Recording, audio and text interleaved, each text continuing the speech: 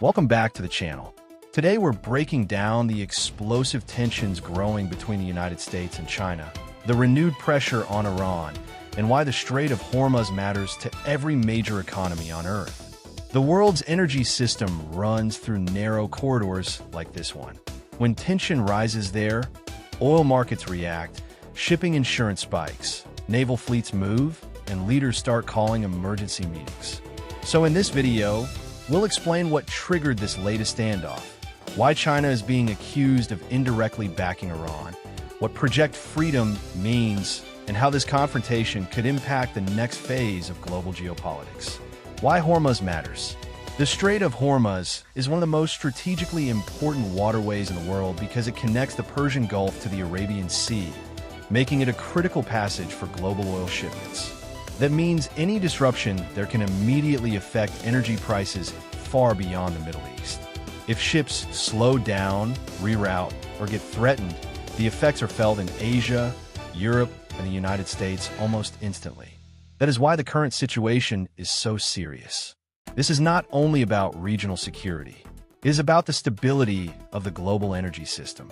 And now, that stability is being tested by a confrontation involving sanctions, oil purchases, military escorts, and diplomatic pressure from the world's biggest powers. The U.S. accusation. According to the report, U.S. Treasury Secretary Scott Bessent accused China of directly financing Iranian terrorism through massive ongoing energy purchases. That is a very strong accusation, and it is being used to put pressure on Beijing as Washington tries to isolate Tehran. The U.S. argument is simple. If China keeps buying Iranian oil, then China is helping keep Iran financially afloat, even as Washington calls Iran the world's biggest sponsor of terrorism. From the American perspective, this is more than trade. It is geopolitical leverage. Oil purchases are becoming a political weapon, and every barrel becomes part of a much bigger strategic conflict. China's position. China has pushed back against the U.S. pressure and has condemned what it calls unilateral sanctions that have no basis in international law. That phrase matters because Beijing is framing the issue not as support for Iran, but as resistance to American coercion. China also has a practical reason for refusing to back down. Energy security is one of Beijing's top priorities, and Iranian oil can be a valuable part of that strategy. So from China's point of view, this is not just about Iran. It is also about defending its own economic interests, resisting U.S. dominance, and refusing to let Washington dictate its energy policy.